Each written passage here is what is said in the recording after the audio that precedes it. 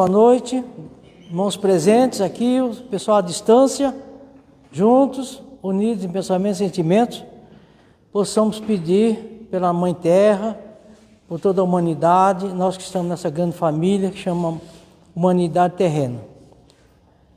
Hoje nós temos a grata satisfação de receber a irmã Cláudia Bandeira, nossa palestrante da noite. E agora nós vamos fazer uma prece, pedindo a todos que se conectem mentalmente comigo, nas minhas palavras, para nos dirigirmos ao Mestre Jesus. Amigo Jesus, Mestre amado, neste momento sagrado, possamos, Senhor, avançar com segurança, sabendo o caminho a tomar, nos fortalecendo no Teu amor, na Tua paz, na Tua bondade. Possamos, enfim, Senhor, fazer o melhor onde quer que nós estejamos, sempre em Teu nome. E vós que sabeis o que se passa no íntimo de cada um, olhai por todos, que assim seja, graças a Deus.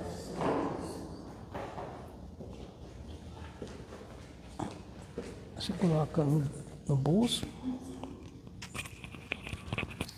na lapela. Temos YouTube. E esse aqui também? São 2 canais.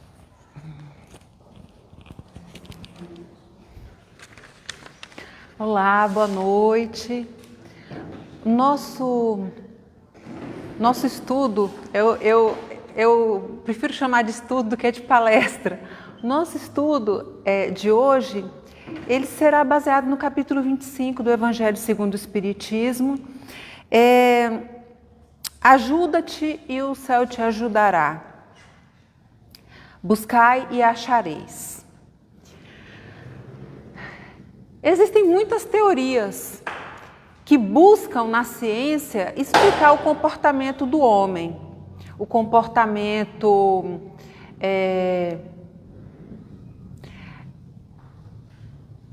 mais na questão emocional, na questão dos sentimentos, mas na questão psíquica mesmo. E uma dessas teorias diz que a maior dor do ser humano é quando ele é afastado da mãe. Quando o bebê tem o cordão umbilical cortado.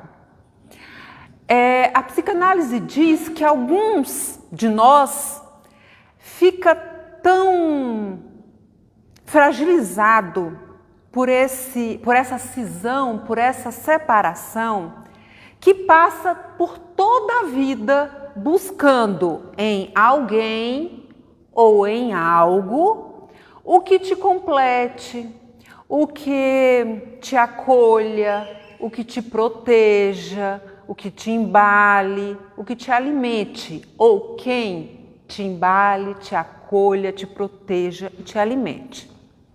Mas nós sabemos que tudo que é criado pelo homem tem falhas. Então, se nós pegarmos essa teoria da psicanálise e fizermos uma ampliação do conceito, nós, na doutrina espírita, podemos concluir que a maior dor do ser humano, da alma encarnada ou do espírito errante, não seria a cisão com a mãe. A maior dor do espírito, da alma, é a cisão com o Pai Criador. Nós ainda estamos num período da nossa evolução ainda muito infantilizados, né? Temos uma evolução ainda muito inicial e por conta disso, tal qual o bebê ou a criança, nós ficamos esperando que o pai resolva os nossos problemas, atenda às nossas demandas, tal qual criança. Ficamos esperando cair do céu. né? Eu tenho um problema a resolver, eu oro, peço aos céus e imaturamente acredito que o céu me atenderá. Mas nós não podemos esquecer que para que eu tenha as minhas demandas atendidas, eu preciso buscá-las. Eu preciso fazer a minha parte. E é justamente aí que entra a grande dificuldade da maioria de nós. E eu me incluo nesse ser de dificuldade. Nós ficamos esperando que, como eu não estou fazendo mal a ninguém, como eu procuro a casa espírita, como eu oro, é como se, por fazer essas coisas, eu estivesse fazendo a minha parte que me cabe no meu progresso. Mas não é assim.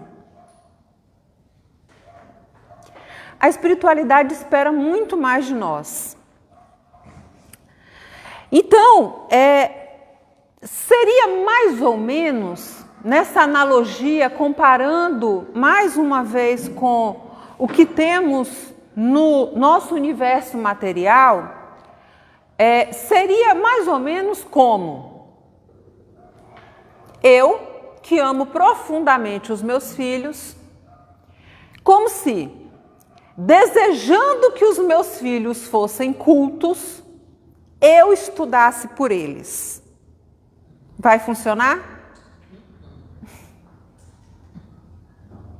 A minha mãezinha está idosa e nós sabemos que é super importante desenvolver massa muscular, principalmente os idosos. Vai adiantar eu ir fazer musculação para que a minha mãe desenvolva massa muscular? Não vai dar certo, né? E como que nós achamos que é possível que a espiritualidade, por mais que ela nos ame, faça o papel que só cabe a nós? Não tem como isso dar certo. E a gente continua insistindo.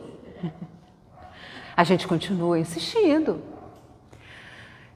Fazendo uma analogia com a natureza. Imagina se a lagarta, por não querer fazer a parte que lhe compete na natureza, por não querer sentir a dor do casulo, do aprisionamento momentâneo, resolvesse que não ia fazer a parte que lhe compete. O que iria acontecer? Ela ia passar por toda a existência rastejando sobre a terra. E nós sabemos que nós estamos nesse momento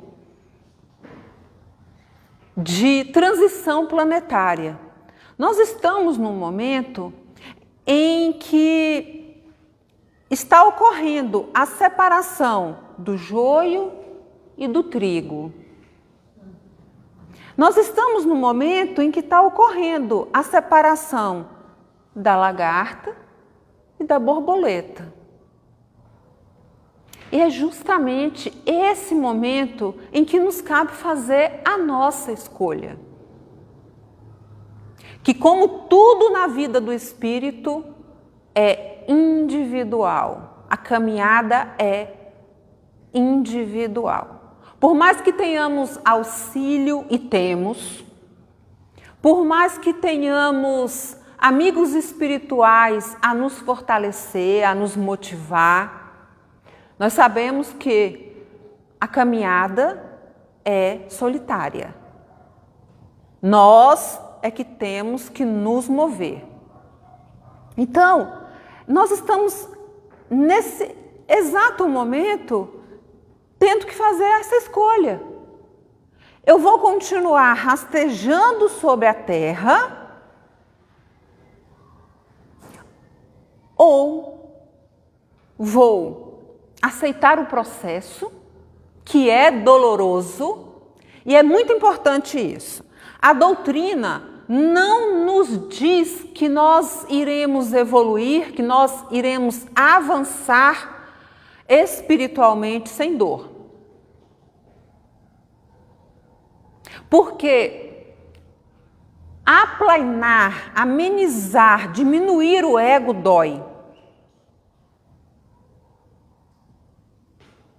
Diminuir o orgulho que temos dentro de nós dói. Diminuir o egoísmo que temos dói. Então, a doutrina não nos traz a fantasia da evolução sem dor. A doutrina não traz a fantasia da evolução simplesmente porque eu acredito, eu tenho fé, eu não faço mal a ninguém. Isso já é o suficiente. Infelizmente não é. Infelizmente é necessário que nós passemos pelo momento da dor, do casulo, de abrir mão dos prazeres imediatos, com o objetivo da conquista de valores que serão levados pela eternidade, para finalmente pararmos de rastejar sobre a terra e começarmos um voo, ainda um voo a um nível mais próximo ao solo, mas já batendo asas. Então, é uma decisão que cada um de nós tem que tomar. E quando a gente diz ajuda-te e o céu te ajudará, quer dizer que, a partir do momento que eu utilizo as ferramentas que eu já possuo e que eu faço isso de forma responsável, eu começo a atrair para perto de mim energias, espíritos em conformidade, em sintonia com as minhas próprias energias, que vão me auxiliar no processo. E quais seriam, então, essas ferramentas que nós já dispomos e que precisamos utilizar? A primeira delas é a autonomia. A autonomia, ela é fruto do livre-arbítrio. Quando nós nos tornamos espíritos simples e ignorantes, nós, à medida que fomos progredindo, o nosso livre-arbítrio ele foi sendo ampliado. À medida que fomos adquirindo racionalidade, ou seja, capacidade de diferenciar o que é mal do que é bom, esse livre-arbítrio ele se tornou maior. E a autonomia é a capacidade que nós temos de fazer escolhas, de segurar as rédeas das nossas vidas em nossas mãos. Porque é uma prática muito comum das almas ainda mais imaturas, para não dizer pouco evoluídas, das almas mais imaturas, tentar colocar nas mãos do outro as rédeas da própria vida. Então, nós temos que exercitar a nossa autonomia. Nós temos que ser senhores dos nossos destinos. E o que a autonomia traz para nós? A autonomia traz uma coisa chamada autoconfiança. A partir do momento que eu compreendo que só eu posso decidir o que é melhor para mim, e eu começo a exercitar isso na minha vida, e as coisas começam a dar certo, eu adquiro autoconfiança. Quando as coisas começam a dar errado, eu adquiro sabedoria e resiliência.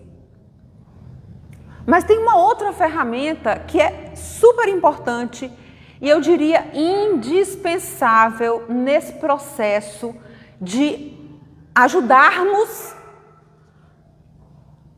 aos céus nos ajudar, que é a autorresponsabilidade. É muito comum também nas almas ainda muito imaturas, tais quais nós ainda somos, transferirmos a responsabilidade pelas coisas que acontecem em nossas vidas para o outro. Veja como são processos muito similares.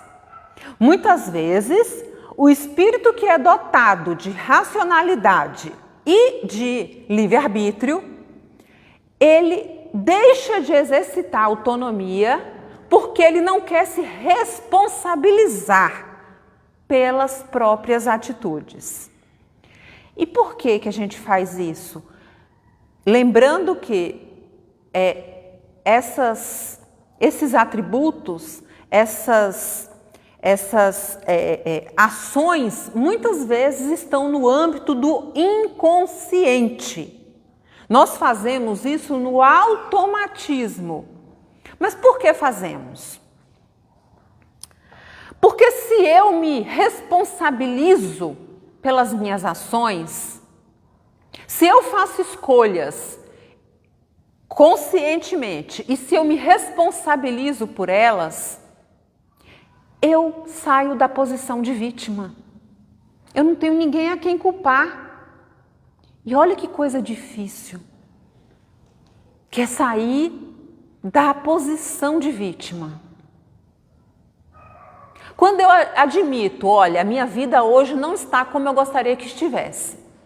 Mas a culpa não é da minha professora lá do 8º ano, não é do colega que fez bullying comigo quando eu estava no 6º ano, não é da minha mãe que não me amou como eu queria ser amada. Não, a responsabilidade é minha, porque não fiz a parte que me cabia fazer para ajudar a vida a me ajudar. E isso é em todos os aspectos. Eu quero prosperar na vida, mas eu não coloco 100% do meu empenho no trabalho que eu faço. Eu quero prosperar na vida. Eu quero ser doutor, doutora, mas eu não coloco 100% de empenho na hora de estudar. Ah, eu quero ter saúde, eu quero ter uma sensação de bem-estar, mas eu não me alimento corretamente, eu não faço atividade física, nem água eu tomo. Então nós temos que sair dessa postura de crianças que ficam aguardando que alguém cuide de nós.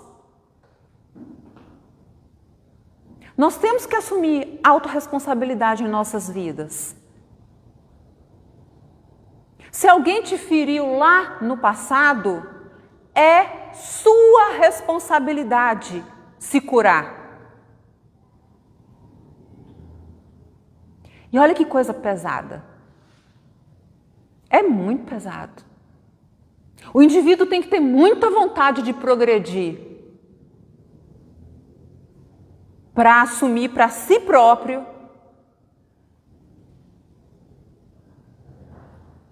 que não é vítima do outro, que é resultado das próprias escolhas ao longo da vida.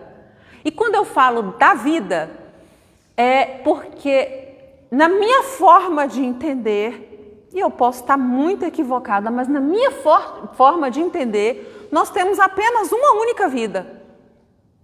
Ora nós estamos no plano espiritual, ora nós estamos na carne.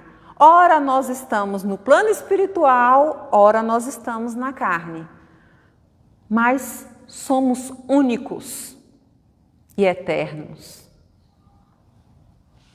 Então, um outro atributo que nós precisamos desenvolver, que já existe em nós, mas que nós precisamos desenvolver para ajudar os céus a nos ajudar. Perseverança. Na nossa imaturidade, na primeira dificuldade a gente desiste. Na primeira pedra no caminho, a gente começa a lamentar.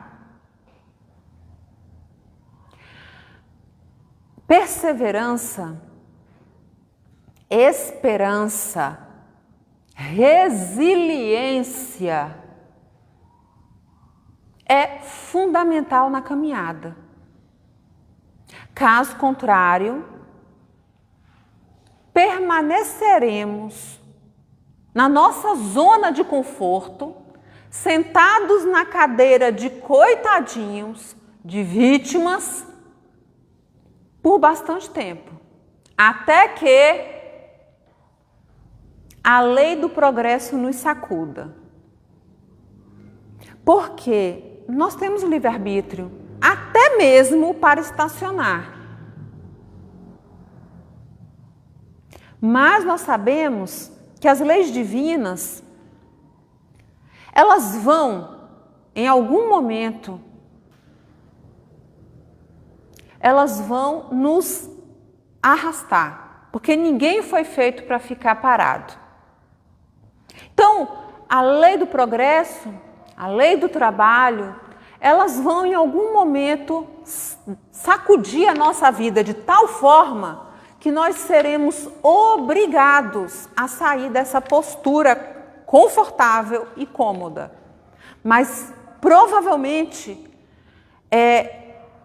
esse saculejo seja com muita dor.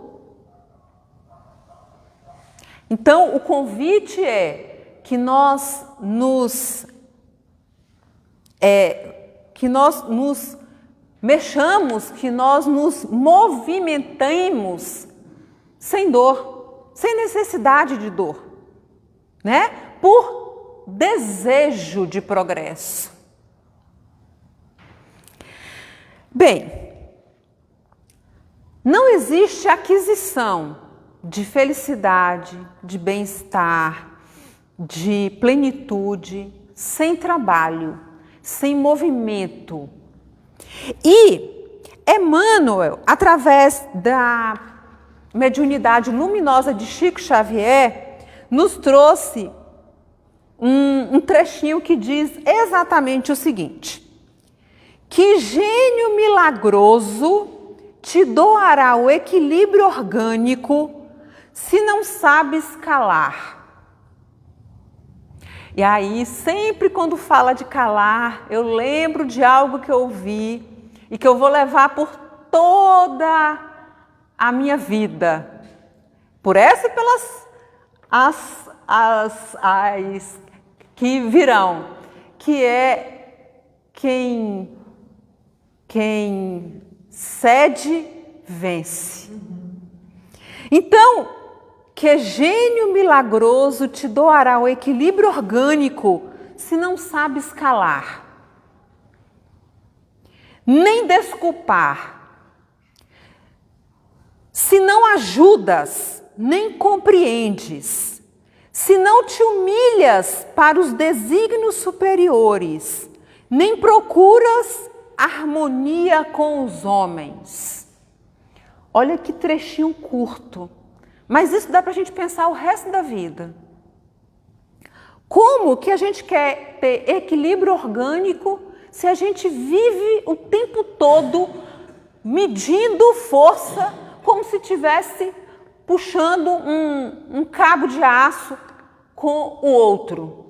Se a gente nunca quer calar, se a gente nunca quer ceder, se a gente tem que sempre pagar uma ofensa com uma ofensa ainda maior, se a gente sempre tem que pagar com pedra quem nos atirou pau, como que a gente vai construir equilíbrio orgânico, emocional, psicológico, espiritual, com esse tipo de postura? Vai ficar meio difícil. Queremos ter saúde, prosperidade, felicidade, amor, mas essas bênçãos não cairão do céu. Tudo isso nós temos que construir. Tudo isso é construção individual. Muitas vezes a gente vê uma alma como Chico, como Divaldo, e a gente admira, né, a serenidade, a plenitude daquela alma. E a gente não se pergunta quantas vezes aquela alma calou, quantas vezes aquela alma cedeu, quantas vezes aquela alma se humilhou, quantas vezes aquela alma aplacou o próprio ego. Então, são conquistas que nós precisamos iniciar em nossas vidas. Bem, nós falamos sobre autonomia, autorresponsabilidade, perseverança, que são atributos que nós precisamos desenvolver para ajudar os céus a nos ajudar. Ok, mas o que os céus, em que parte que a providência divina nos auxilia? Bem, eu ouso dizer que todos os dias milhares de milagres acontecem com cada um de nós, né? Se nós formos analisar a homeostase, ou seja, o processo que mantém o equilíbrio do nosso corpo, já é um grande milagre. Mas fora disso, como que os céus nos ajudam, nos auxiliam? Eles nos dão as oportunidades, os recursos, para que nós possamos colocar em prática os atributos que nós desejamos desenvolver. Ou seja, se eu quero paciência, se eu quero desenvolver serenidade, os céus vão botar recursos para que eu consiga desenvolver serenidade, paciência. Vão me botar lá no monge, no mosteiro, com os monges budistas? Não. Vão trazer situações, pessoas difíceis em minha vida para que eu possa exercitar o que já existe em mim. Paz interior e resiliência. Também a espiritualidade faz com que nós tenhamos uma amplitude dessas bênçãos, né? À medida que nós vamos exercitando a nossa conexão com o Pai Criador, com a espiritualidade amiga, mais paz interior e mais resiliência nós vamos adquirindo. Então, o primeiro passo para que o céu nos ajude, o primeiro passo tem que ser sempre nosso. Que nós tenhamos força de vontade, disciplina e perseverança em nossa caminhada rumo à nossa evolução espiritual. Que assim seja.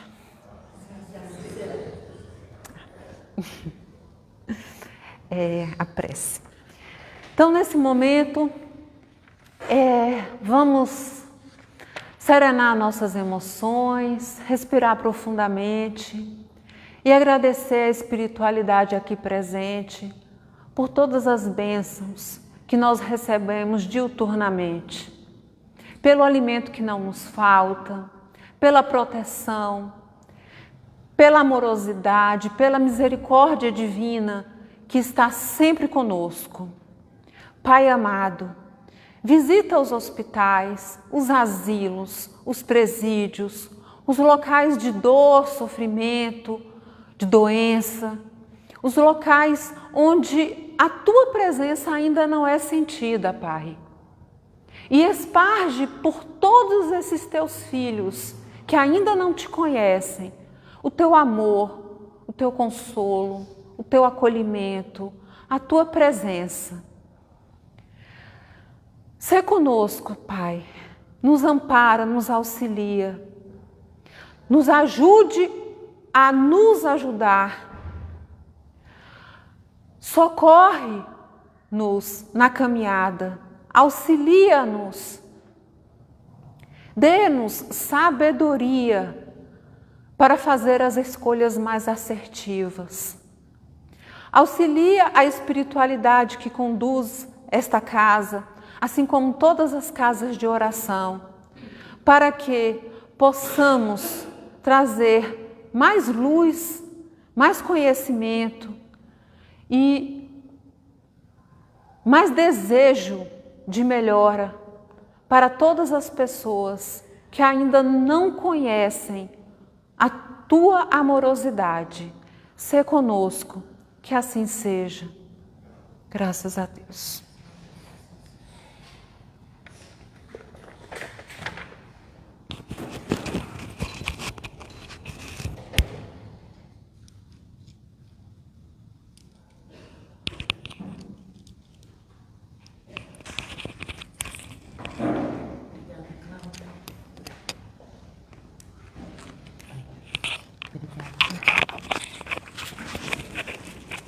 Agradecer a presença de todos, pessoal do Face, pessoal do YouTube. E até sexta-feira que vem. Boa noite.